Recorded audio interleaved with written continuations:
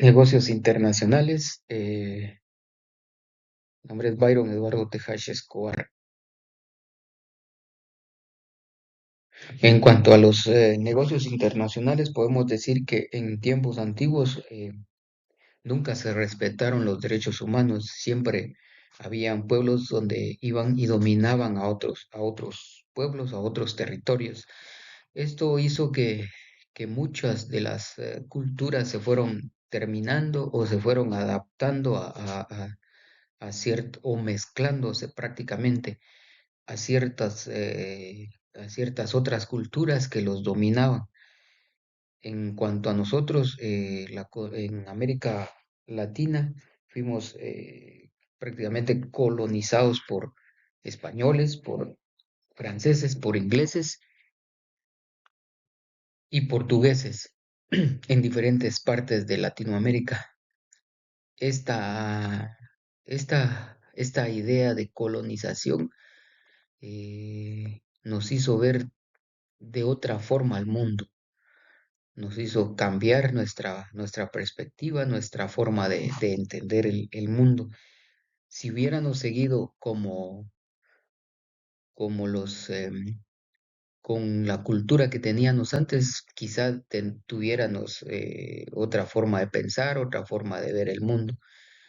Entonces, ya que fuimos colonizados, toda esta cultura española, portuguesa, inglesa o de Europa, se ha ido mezclándose en diferentes partes de América Latina. Y esto ha hecho que seamos prácticamente como somos. En cuanto a los negocios internacionales, es muy importante conocer cómo los derechos humanos que se establecieron más o menos en 1948, a partir de ese momento ya todo cambió, ya se definieron claramente las reglas en cuanto a los derechos humanos. Eh, Podemos decir que sus características en cuanto a los derechos humanos son universales para toda persona, inalienables, quiere decir que no se puede cambiar, no se puede comercializar ni vender. Es indivisible porque no es por parte, no es mientras una parte sí, otra parte no, no. O sea, todo el ser humano es valioso en cuanto a la persona, en cuanto a su nacimiento y todo lo que corresponde. Es inherente prácticamente al ser humano sin distinción de su nacionalidad, su sexo, su religión o su condición social, ya sea económico, independientemente de quién sea el ser humano, ya sea de color o blanco, ya sea amarillo en cuanto a los asiáticos. Entonces, todo esto ha hecho que se defina claramente al ser humano como lo que es.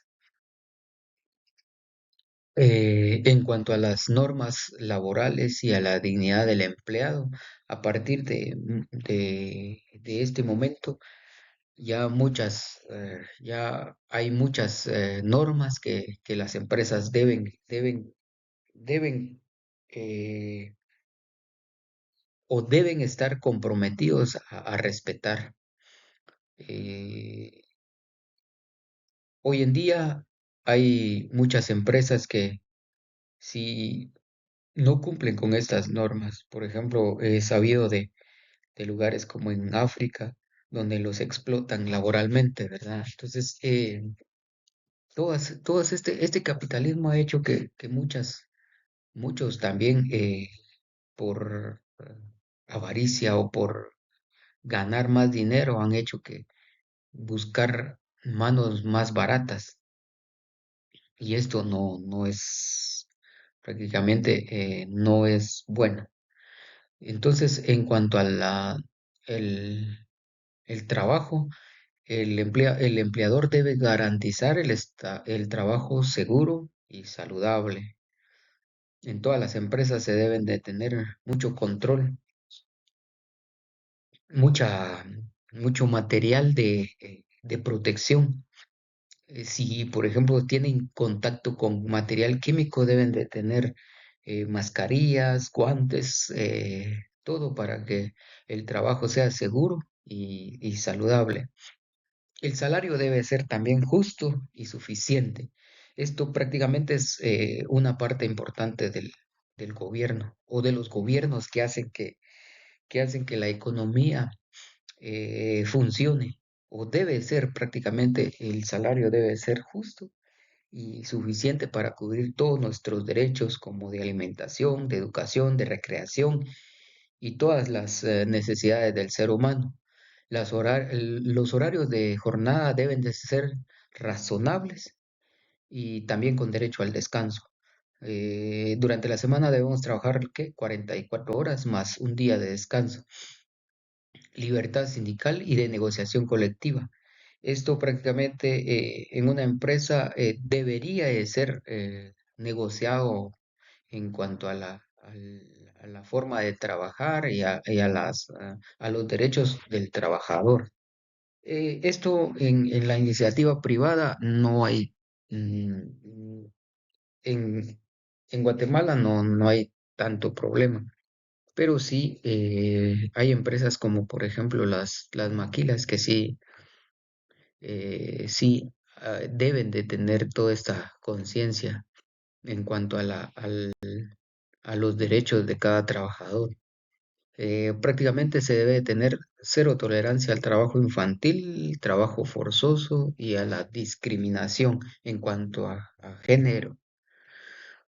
La ética en los negocios, el concepto, principios, valores y normas que guían el comportamiento y la toma de decisiones en una empresa. Lo que busca es determinar lo correcto frente al incorrecto en el comercio. En cuanto a los pilares fundamentales, debe ser transparencia financiera, responsabilidad social, trato justo a empleados y proveedores y clientes y respeto al medio ambiente y a la competencia leal. Todas las empresas tienen un código de ética que nos indica qué es lo que se puede hacer y qué no se puede hacer. Prácticamente ética en los negocios sería definir los límites en cuanto a en cuanto a los clientes, en cuanto a los proveedores, en cuanto a la convivencia empresarial. La corrupción, esto se da prácticamente en el área pública. Sí se da en áreas como por ejemplo en empresas, pero es más fácil el control de esto, porque, porque tienen sus controles bien estrictos que no da paso a tener tanta corrupción como por ejemplo en una, en una, en cuanto a los organismos públicos.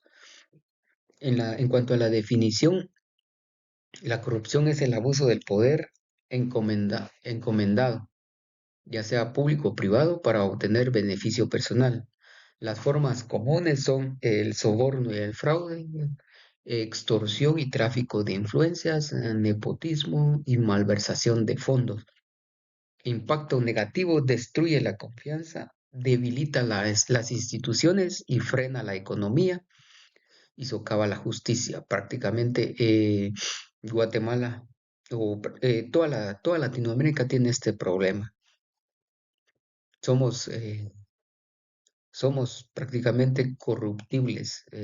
Cualquier ser humano que llega al poder se corrompe porque el poder absoluto corrompe absolutamente todo. Entonces es una cultura que ya tenemos que cada quien saca provecho de su posición. Y llegue quien llegue, no no es fácil trabajar en en un ambiente donde todo es corrupción, desde los perfiles más bajos hasta los perfiles más altos. Esto en comparación a otros países como por ejemplo los países escandinavos como por ejemplo Noruega, Islandia, todos estos países, ellos tienen otra forma de cultura o tienen otra forma de percibir la realidad de ellos. Están acostumbrados a que lo que no es mío no lo puedo tocar, no puedo sacar provecho ni ventaja de mi posición. Esto hace que sean unos países bien desarrollados y, y- y los espacios públicos se trabajan tal y como deben de trabajarse. Nadie saca ventaja de su posición, simplemente se hace lo que se tiene que hacer, se gobierna y se hacen las cosas tal y como lo indica las normas del país. El dilema ético. Un dilema es una, un, una situación muy compleja donde debemos elegir entre una o varias opciones. El problema es que nada es o puede ser 100% correcta o no puede ser siempre, simplemente correcta. Puede ser que las decisiones que tomemos nos lleve a hacer algo incorrecto o algo que no es correcto. Entonces, ¿qué es lo que hay que hacer? Se debe analizar cuidadosamente las consecuencias, eligiendo la opción que cause menor daño o que defienda el valor más alto en cuanto al contexto.